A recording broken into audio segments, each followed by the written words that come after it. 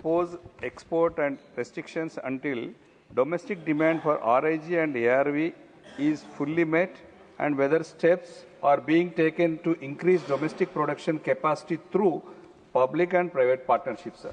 Thank you, sir. Honourable Minister. Sir, again I would like to say that there is no shortage of RIG and ARV.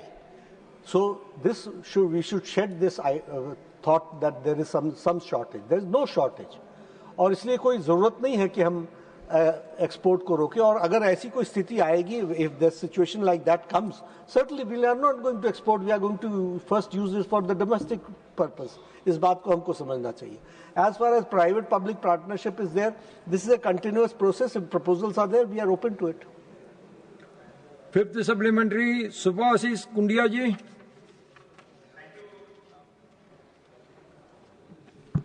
Thank you chairman sir. मैं आपके माध्यम से माननीय मंत्री जी से पूछना चाहता हूं, उड़ीसा में प्राइमरी हेल्थ सेंटर और कम्युनिटी हेल्थ सेंटर में एंटी रेबीज वैक्सीन और आरआईजी की निरंतर उपलब्धि सुनिश्चित करने के लिए आपने क्या कदम उठाए हैं? और आपने तो बोल दिए हैं कि हर ये स्टेट का है, अगर कोई स्टेट पीएससी और सीएससी में ये अवेलेबल नहीं करता है तो उसके ऊपर आप क्या कार्रवाई करते हैं? Honourable minister. ये मैं बताना चाहता हूं कि स्टेट हर एक जगह पर अपनी ट्रेनिंग करती है.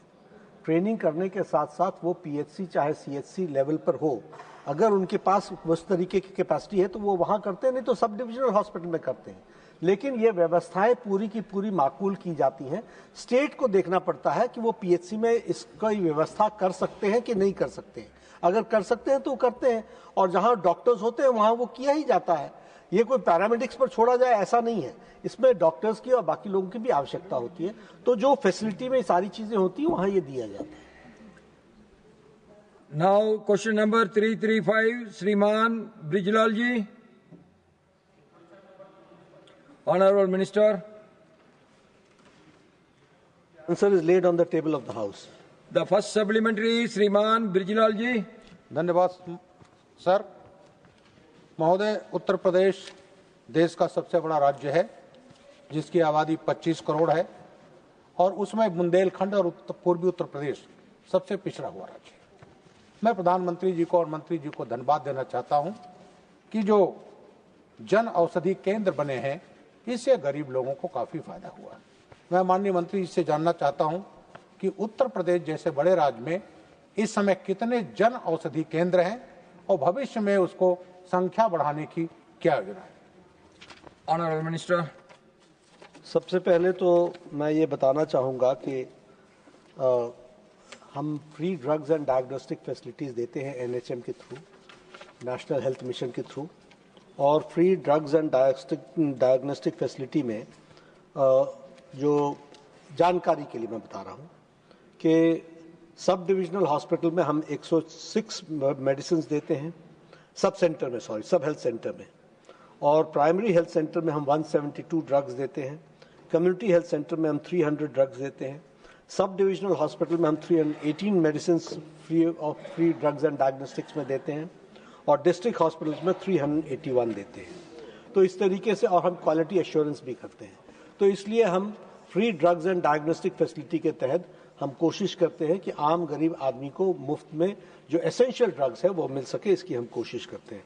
जहां तक जन औषधि का सवाल है, जन औषधि के सवाल पर मैं एक बात जरूर कहना चाहूंगा कि कुल मिलाकर के